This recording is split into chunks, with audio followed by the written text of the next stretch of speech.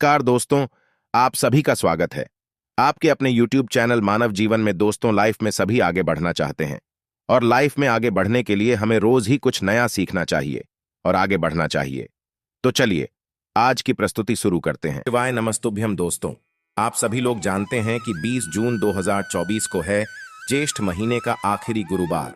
दोस्तों, इसी दिन किया जाने वाला पंडित जी द्वारा बताया गया 5 दीपक वाले उपाय आप लोगों को जरूर करना चाहिए, क्योंकि दोस्तों ये 5 ऐसा उपाय है जो कि हर कभी नहीं किया जाता है। देखिए, यह दिन इतना खास होता है, इतना महत्वपूर्ण होता है। देखा गया है कभी कभी बड़े बड़े पूजा पाठ अनुष्ठान से जो मनोकामना पूर्ण नहीं होती है, वह गुरुवार के दिन 5 छोटे से उपाय करने से ही आपकी मनोकामना पूर्ण हो जाती है। और बहुत सारे लोगों ने इस उपाय को किया भी है और उनको इस उपाय को करने का फल भी जरूर मिला है। अगर आप लोग भी इस उपाय को आखिरी गुरुवार के दिन करना चाहते हैं तो आप इस उपाय को पहले अच्छे से समझ लेना, सुन लेना, उसके बाद करना। आपको इस उपाय का फल जरूर मिलेगा। दोस्तों, हम आपको यहाँ पर बता दें कि यह जो 5 दीपक वाले जो उपाय है, यह उपाय पंडित जी ने अपनी अभी की सीहोर की कथा में ही बताया है। और इस उपाय को करने से आपके घर में चाहे किसी भी प्रकार की दुख और समस्या क्यों ना चल रही हो, आपको उसका कारण भी नहीं पता है कि यह समस्या किस कारण से चल रही है। उसका कुछ भी कारण हो सकता है, जैसे पितृदोष हो सकता है या किसी भी तरह का मंगल दोष भी हो सकता है, और भी बहुत तरह के दोष होते हैं, कुछ भी हो सकता है। पर आपको इस उपाय को करने के लिए अपने दोष को पता लगाने की भी जरूरत नहीं है। आपके घर में किस कारण से इतनी दुख और परेशानी आ रही है, वह भी आपको पता लगाने की जरूरत नहीं है। इस 5 दीपक वाले उपाय को आप लोगों को कर लेना है, क्योंकि इसी 5 मात्र उपाय को करने से आपके पूरे घर परिवार में सुख और शांति हो जाएगी। आपके घर में अच्छे अच्छे काम होने लगेंगे। आपकी जो भी मनोकामना होगी वह भी धीरे धीरे करके पूर्ण होना शुरू हो जाएगी। दोस्तों, अब इस उपाय को करना किस समय है, ये भी आप लोग जान लीजिए। देखिए, इस 5 दीपक वाले उपाय को करने का जो समय है वो सीधी सी बात है, सुबह का समय है, प्रातःकाल का समय है। वैसे दोस्तों, गुरुवार के पूरे दिन मंदिर खुले रहते हैं। पूरे दिन आप लोग उपायों को भी कर सकते हो, इसमें कोई दिक्कत वाली बात नहीं है, क्योंकि गुरुवार के दिन भगवान शिव जी पूरे दिन अपने मंदिर में बैठे रहते हैं कि कौन भक्त आएगा, कौन हमको प्रसन्न करेगा और हम कब उसकी मनोकामना पूर्ण करेंगे। दोस्तों, इस दिन शिव जी इतना कुछ प्रदान करते हैं जितने की हम कभी कल्पना भी नहीं कर सकते हैं।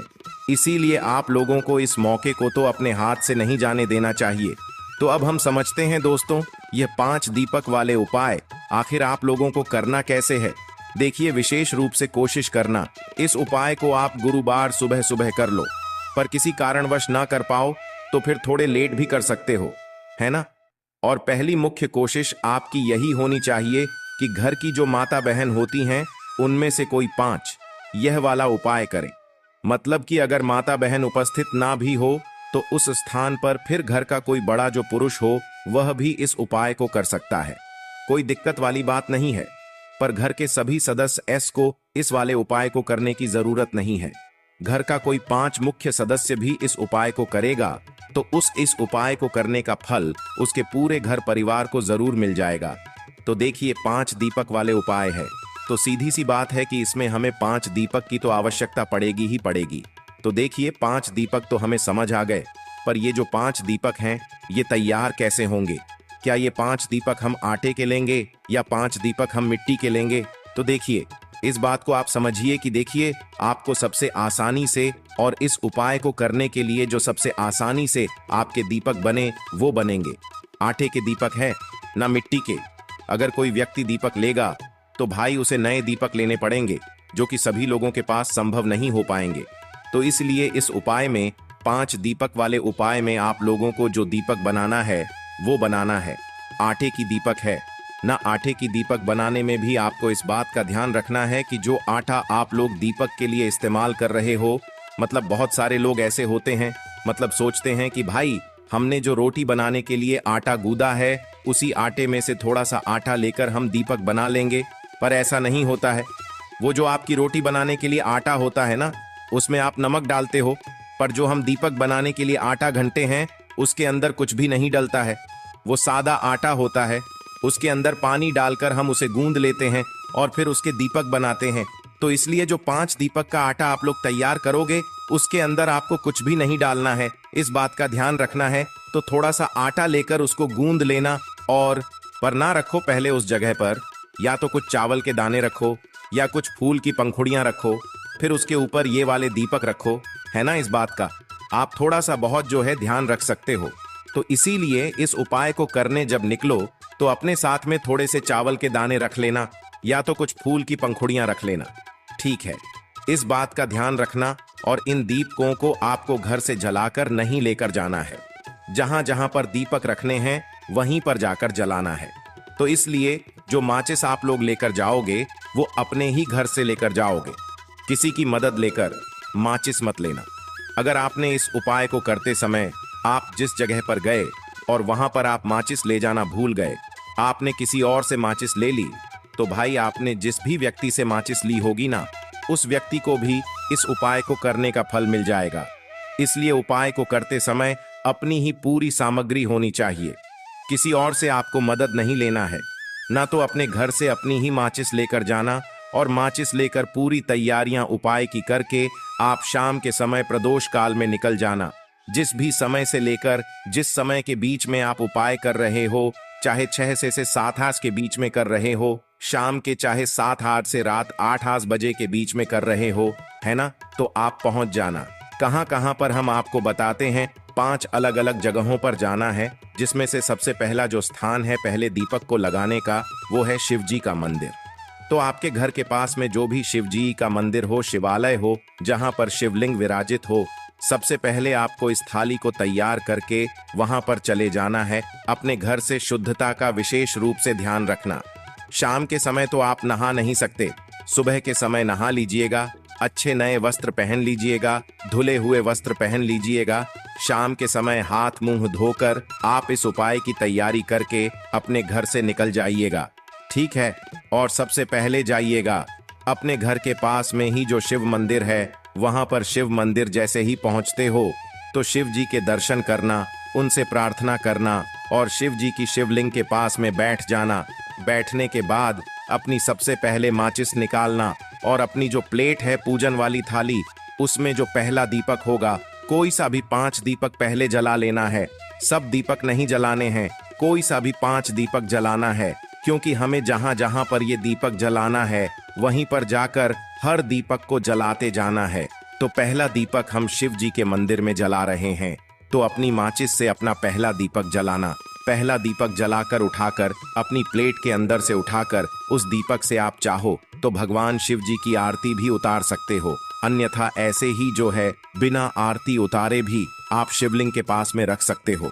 बस इस दीपक को जब शिवलिंग के पास में रखो तो इस बात का ध्यान रखना कि शिव जी को उस दीपक की आंच ना लगे है ना, क्योंकि ये उपाय हम भगवान शिव जी को प्रसन्न करने के लिए कर रहे हैं, अपनी मनोकामना को पूर्ण करवाने के लिए कर रहे हैं।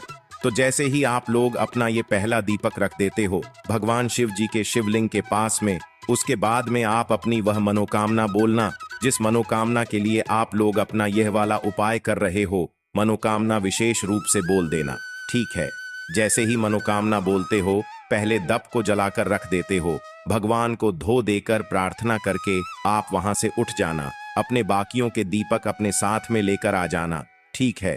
पहला दीपक शिव जी के मंदिर में लगेगा, दूसरा दीपक अब कहां पर लेकर जाओगे, उस शिव जी के मंदिर के पास में या तो आपके घर के पास में जो भी बेलपत्र का पेड़ हो, बड़ा वाला बेलपत्र का पेड़ हो, उस बेलपत्र के पेड़ के नीचे पहुंचना, अपना दूसरे नंबर का दीपक वहीं पर बैठकर जलाना।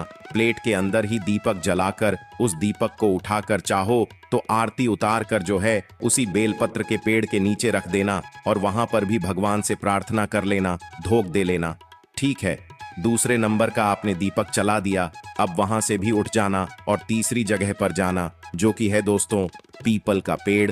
आपके घर के पास में या उस बेलपत्र के पेड़ के पास में जो भी पीपल का पेड़ पड़े, उस पीपल के पेड़ जाना।